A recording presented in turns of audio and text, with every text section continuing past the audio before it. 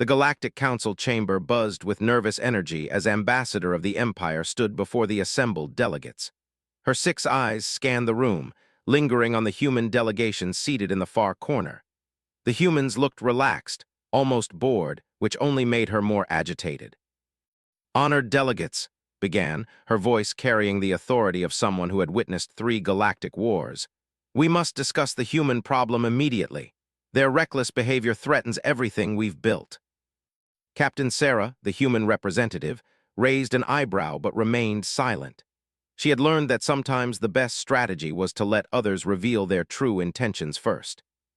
"The cubs have been discovered on Nexus 7, continued, her tentacles writhing with emotion. "These are not ordinary creatures. They are the offspring of the most dangerous predators in known space. The adult are currently away on their migration, but they will return in 6 months." Murmurs rippled through the chamber. They were legendary among spacefaring species, massive, intelligent creatures with psychic abilities that could tear apart starships with their minds. They had been peaceful for centuries, but only because nobody was foolish enough to threaten their young. "The cubs are helpless right now," said Ambassador In of the Confederacy. "But they're already showing signs of developing their abilities. Random thoughts from them have been scrambling our navigation systems from 3 sectors away." Sarah leaned forward. "What exactly are you asking of us?" His expression hardened. "We're not asking, Captain, we're ordering. Humans are forbidden from approaching Nexus 7. Your species has a disturbing tendency to adopt things.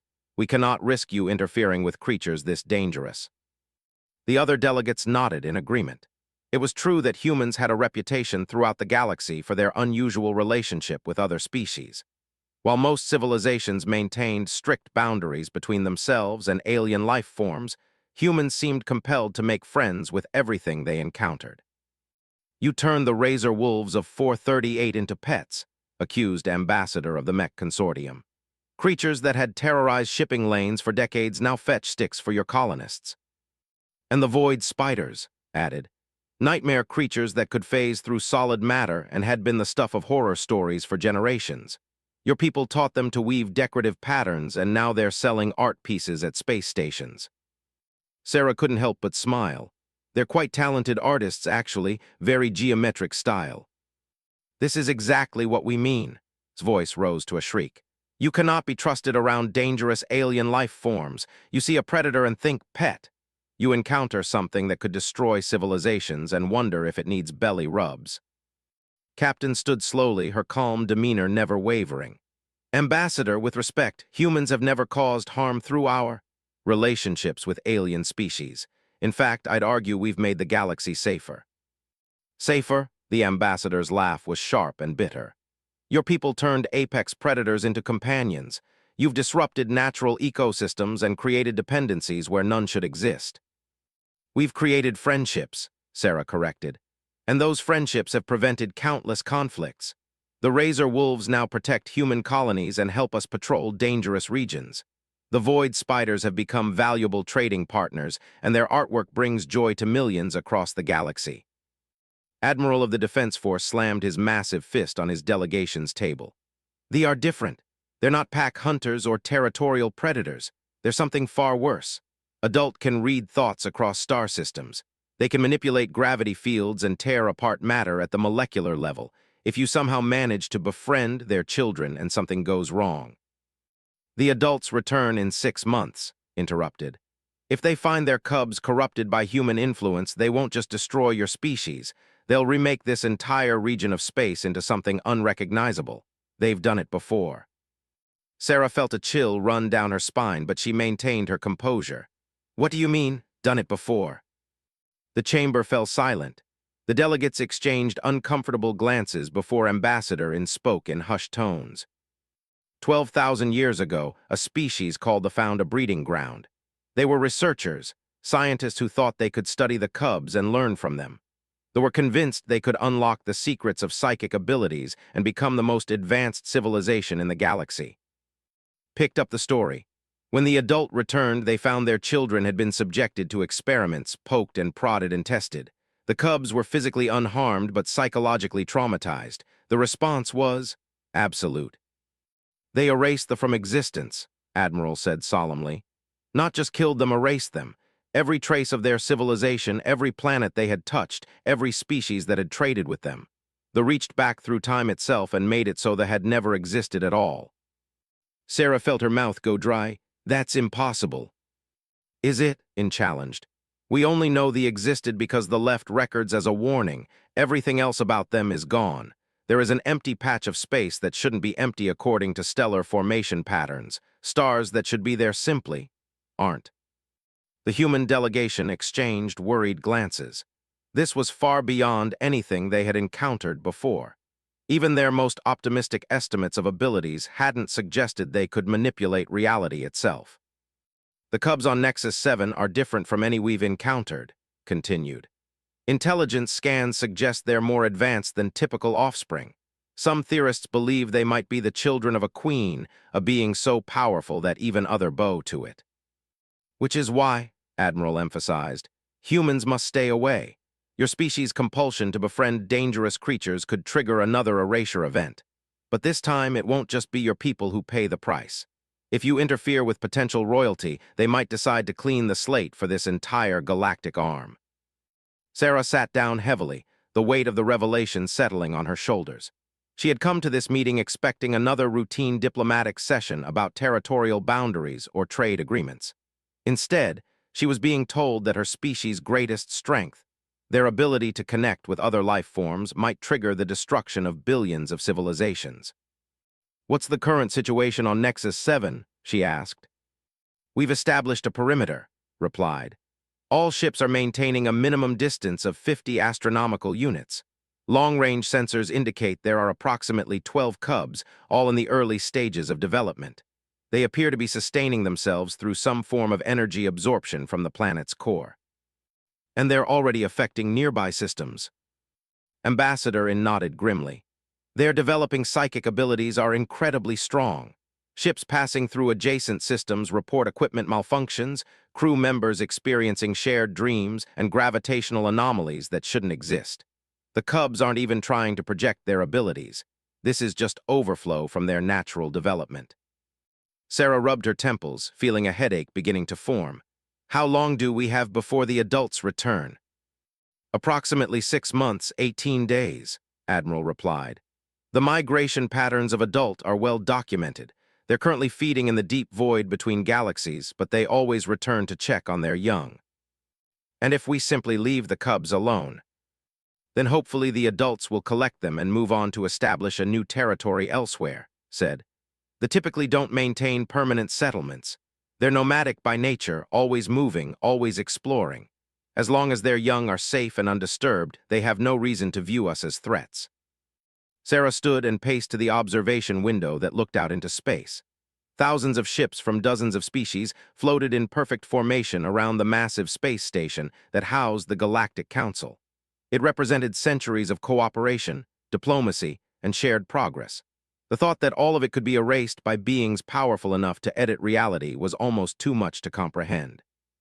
Captain said, her tone softening slightly, we understand this is difficult for your people. Your ability to form bonds with other species has been a gift to the galaxy in many ways.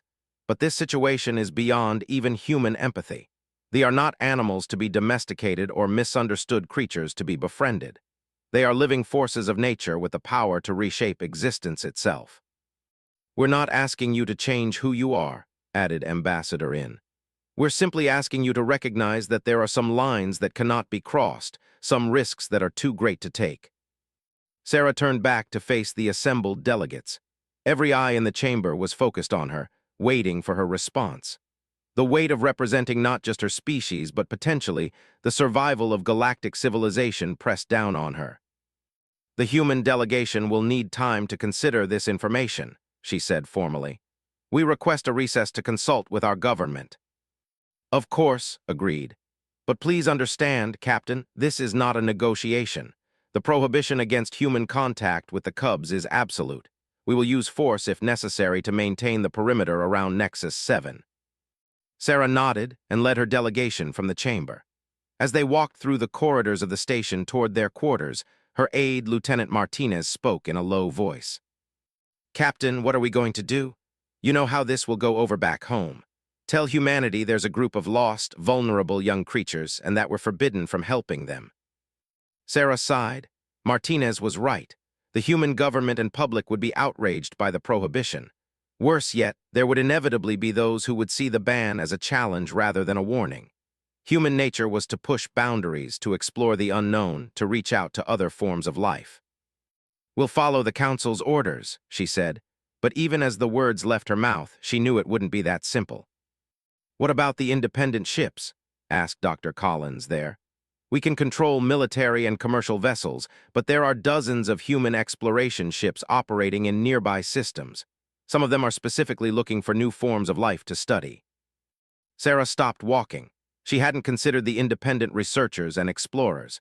The human government could issue all the prohibitions it wanted, but there would always be those who operated outside official channels. Scientists driven by curiosity, adventurers seeking glory, or simple thrill seekers looking for the ultimate challenge. "Send a priority message to Earth," she ordered. "Full spectrum broadcast to all human ships in this region. Make it clear that approaching Nexus 7 is not just forbidden. It could trigger an extinction-level event for all galactic life." As her team hurried to carry out her orders, Sarah remained in the corridor, staring out through the reinforced windows at the distant stars.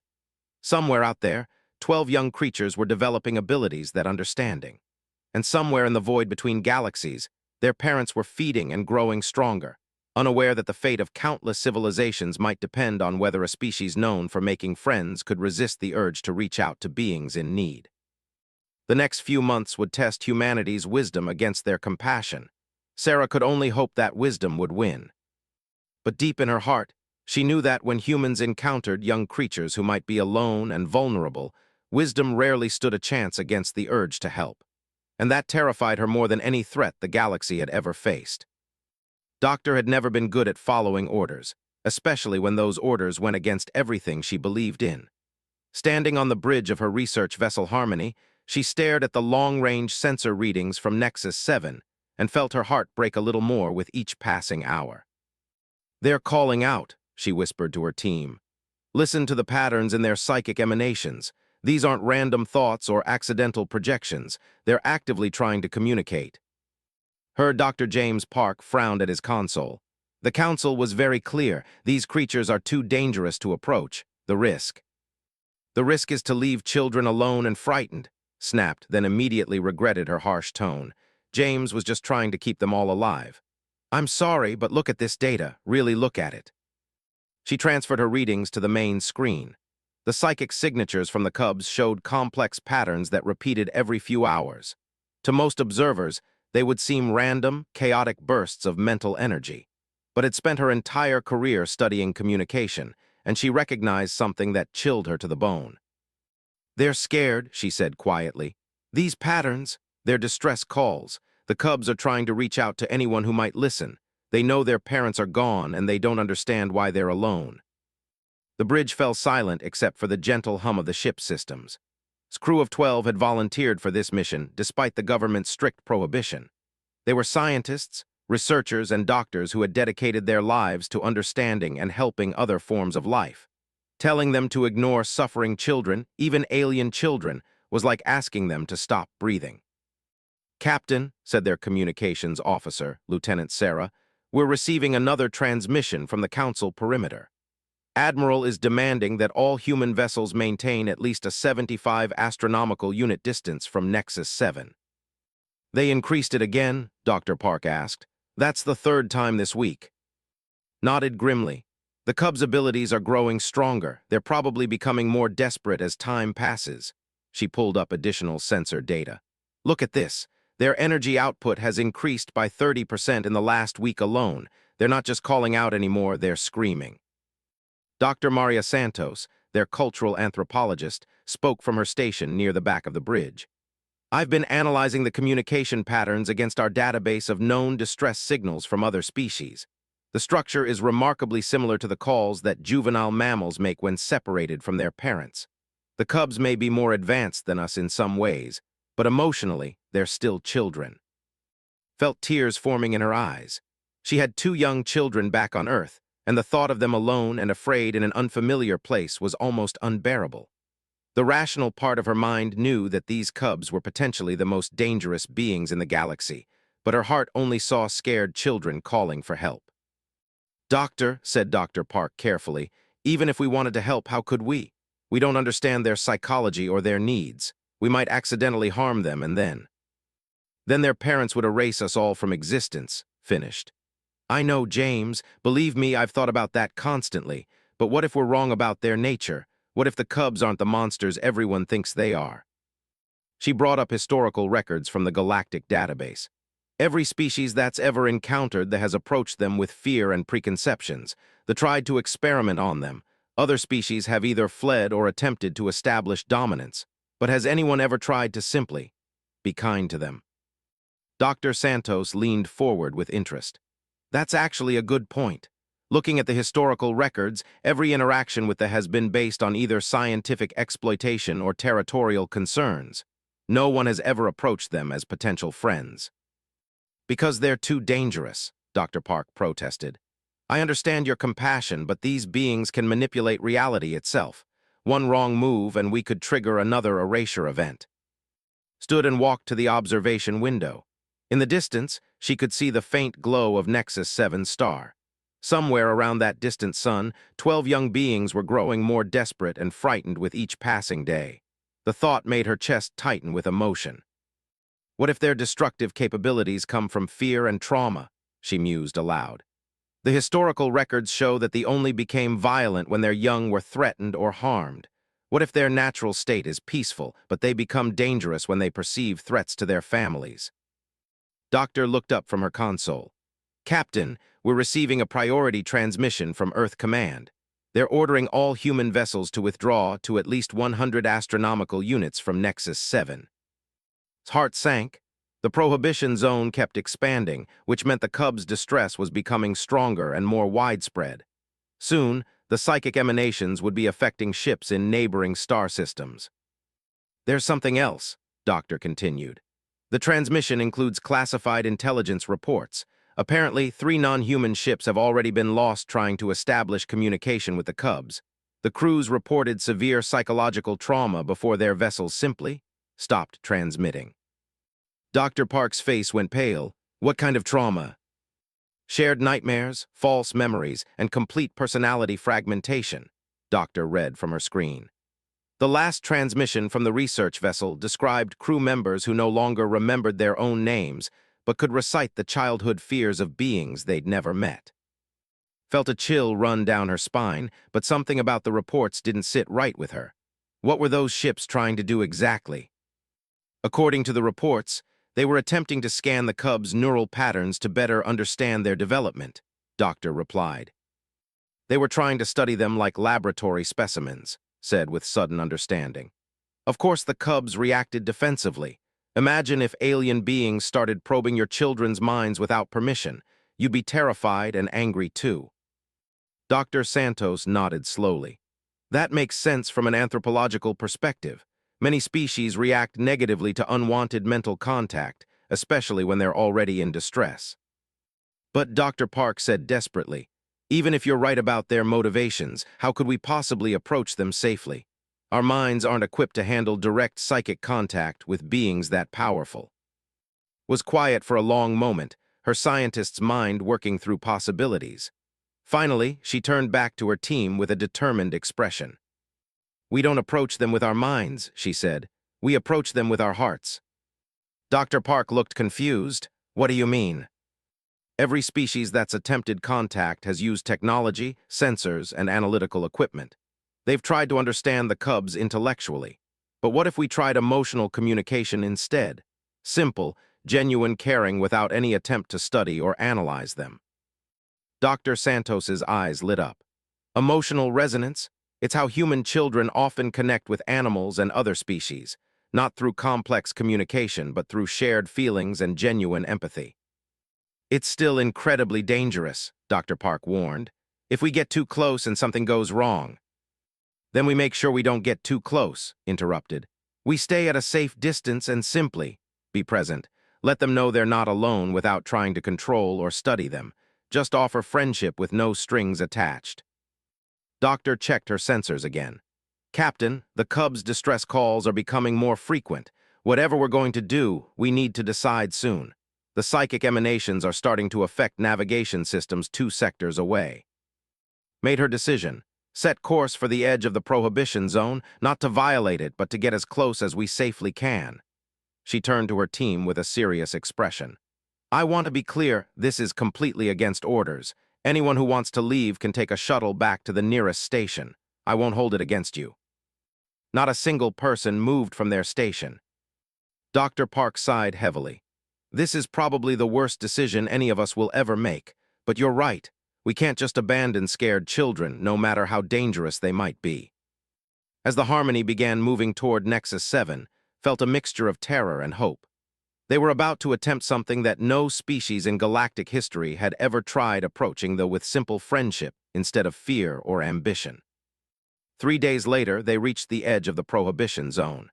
The Council perimeter ships immediately detected their presence and began transmitting warnings, but had her communications officer send a simple response. We're not violating the zone. We're simply here. The psychic emanations from the Cubs were stronger here, and crew reported strange sensations. Brief flashes of emotion that weren't their own, glimpses of colors that didn't exist, and a persistent feeling of loneliness that seemed to come from everywhere at once. It's working, Dr. Santos reported. The Cubs have definitely noticed our presence. Their communication patterns are changing. Looked at the sensor readings and felt her heart skip a beat. The chaotic, desperate patterns they had been monitoring for weeks were becoming more organized, more focused. The Cubs were paying attention to them. What are they saying? She asked. Dr. Santos studied the patterns for several minutes before responding. I think they're asking who we are. Took a deep breath and made another decision that would change everything. Open a channel, not to their minds but to their emotions. I want to send the simplest possible message. Dr. Park started to protest. Trust me, James, just this once, trust me. Closed her eyes and thought about her own children. She remembered the feeling of holding them when they were scared, the unconditional love she felt for them, the fierce protectiveness that would drive her to face any danger to keep them safe. She thought about warmth, safety, and the simple message that they were not alone. The ship's empathic transmitters, designed for communicating with emotion-based species, translated her feelings into a form that could cross the vast distance to Nexus 7. For a moment, nothing happened. Then, suddenly, the chaotic psychic emanations from the Cubs stopped completely. Doctor whispered, "They've gone silent, all of them." His heart hammered in her chest. Had they accidentally frightened the Cubs? Had their attempt at communication been perceived as a threat? Then slowly, a new pattern began to emerge from the Cubs. It was softer than their previous transmissions, more organized, and filled with something that made eyes fill with tears. What is it? Dr. Park asked urgently. Dr. Santos was crying as she studied the readings. It's curiosity and hope. I think they're trying to ask if we're safe. Smiled through her tears. The Cubs weren't the monsters that everyone feared. They were just children, scared and alone, looking for someone to care about them. And they had chosen the humans as their safe place. The galaxy was about to change in ways no one could imagine. The emergency session of the Galactic Council was unlike anything in recorded history. Ambassador's 6 eyes blazed with fury as she addressed the packed chamber, her voice carrying across the hall like the crack of a whip. The humans have doomed us all, she declared. Despite our explicit warnings, they have made contact with the Cubs. The psychic resonance patterns show clear evidence of active communication. Captain Sarah stood calmly at the human delegation's podium, but inside she was fighting a battle between pride and terror. Doctor's actions had violated every order and protocol, but the results were undeniable. The Cubs had stopped their distress calls and were now actively communicating with the human research vessel. Ambassador, Sarah said, her voice steady, our people have not violated the prohibition zone. Doctor's vessel remains outside the established perimeter. Technical compliance means nothing when reality itself is at stake, Admiral thundered. The Cubs have bonded with humans. When their parents return in 3 months, they will find their children psychologically linked to the very species we were ordered to keep away from them. Ambassador inactivated the chamber's holographic display, showing real-time sensor readings from the Nexus 7 system. The chaotic energy patterns that had plagued surrounding systems for months had been replaced by something far more organized and purposeful. "Look at these readings," In said grimly. "The Cubs are no longer randomly projecting their abilities. They're focusing their power specifically toward the human ship. This level of directed psychic energy could tear apart the fabric of spacetime itself." Sarah felt sweat forming on her forehead, but she maintained her composure. "The energy readings are stable. There's no indication of any dangerous buildup or destructive intent." Yet, shrieked, "You don't understand what you've unleashed. The don't form casual relationships. When they bond with other beings, it's permanent, absolute. Those Cubs now see humans as part of their family structure." The implications hit Sarah like a physical blow. If the Cubs considered humans to be family, then any threat to humanity would be perceived as a threat to the Cubs themselves. And the adults' response to threats against their young was historically decisive. "There's more," Admiral continued, his massive frame trembling with barely contained rage. "Our long-range sensors have detected something unprecedented. The adult have changed course. They're no longer following their established migration pattern." The chamber fell deadly silent. Ambassador In's tentacles curled with anxiety as he brought up new data on the display. "The adults are returning early," he said in a voice barely above a whisper. "They'll be here in 6 weeks, not 3 months. Something about the Cubs' new communication patterns has triggered a protective response." Sarah's mind raced through the possibilities. Early return could mean the adults sensed their children were in danger, which could result in the erasure event everyone feared. But it could also mean they were simply responding to their children's changed emotional state. "Have you considered," Sarah said carefully, "that the adults might be returning because their children are no longer in distress?" The alien delegates stared at her, as if she had suggested they all jump into a black hole. "Captain," said with forced calm, "you seem to be laboring under the delusion that the think like humans. They do not form friendships. They do not appreciate gestures of kindness. They are forces of nature that happen to be sentient." Before Sarah could respond, alarms began blaring throughout the station. Emergency lights bathed the chamber in red as the Council's communications officer rushed to the central podium. "Priority transmission from Dr. Vessel," the officer announced. "The Cubs they're doing something unprecedented." The main display switched to a live feed from the Harmony. Doctor appeared on screen, her face flushed with excitement and wonder. "Council delegates," she said breathlessly, "you need to see this. The Cubs aren't just communicating with us anymore, they're teaching us." The feed switched to external sensors showing the space around Nexus 7. Where there had once been empty void, elaborate geometric patterns of pure energy now danced through space. The patterns were beautiful, complex structures that seemed to defy the laws of physics as they wove in and out of dimensions that shouldn't exist. "They're showing us how they perceive reality," Doctor continued.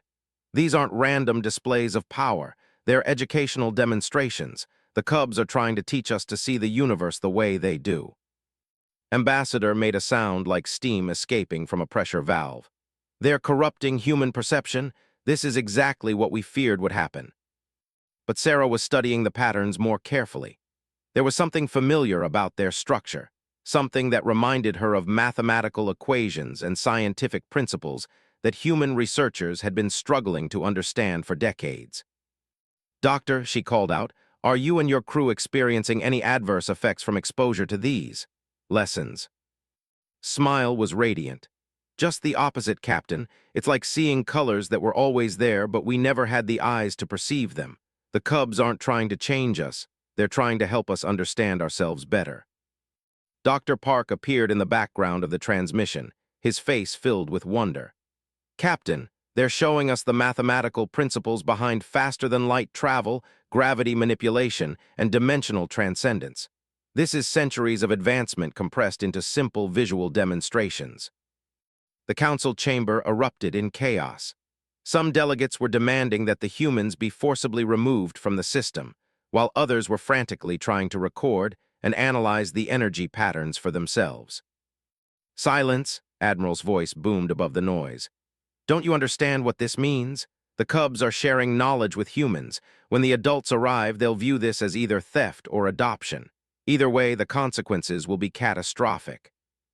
Sarah felt a strange, calm settle over her as she watched the energy patterns dance across the display. For the first time since this crisis began, she thought she understood what was really happening.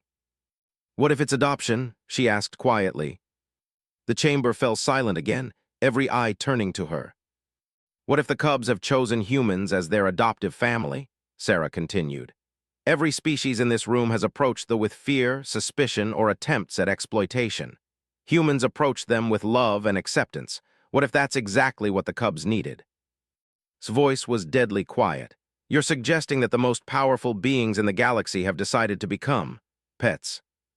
"I'm suggesting," Sarah replied firmly, "that they've decided to become friends." Before anyone could respond, new alarms sounded throughout the station. The communications officer's face had gone pale as he studied his instruments. "The adults have arrived," he announced. "They're here now." On the main display, space itself seemed to ripple and bend as massive forms emerged from dimensions that existed parallel to normal reality. The adult were impossibly huge, their bodies seeming to exist in multiple dimensions simultaneously. Even through the sensors, their presence was overwhelming, ancient, powerful, and utterly alien. "All ships prepare for erasure protocols," Admiral commanded. "If they decide to eliminate us, we need to try to preserve some record of our civilizations." But something unexpected happened. Instead of the destructive fury that everyone expected, the adult moved calmly toward Nexus 7. Their psychic emanations, while incredibly powerful, carried no sense of threat or anger. Doctor's voice came through the transmission with barely contained excitement. "The cubs are responding to their parents' arrival. The energy patterns are changing again." On screen, the geometric displays around Nexus 7 shifted into new configurations. The cubs were communicating with their parents, but the patterns now included elements that hadn't been there before, mathematical structures and energy frequencies that seemed distinctly human in origin. "They're introducing us," Doctor breathed. "The cubs are introducing their parents to their human friends." What happened next would be recorded in galactic history as the moment everything changed. One of the massive adult turned its attention toward the human vessel. For a terrifying instant, the entire crew of the Harmony was touched by an intelligence so vast and ancient that it made galaxies seem young. And then, impossibly, the great being spoke, not in words, but in concepts that every mind in the system could understand. "Small warmth givers, you have cared for our young when they were alone and afraid. This kindness will not be forgotten." This presence touched every ship in the system, every delegate in the council chamber. But where everyone expected destruction or domination, they found something else entirely: gratitude, and a strange form of affection that was both alien and unmistakably genuine. "Our children have learned much from you.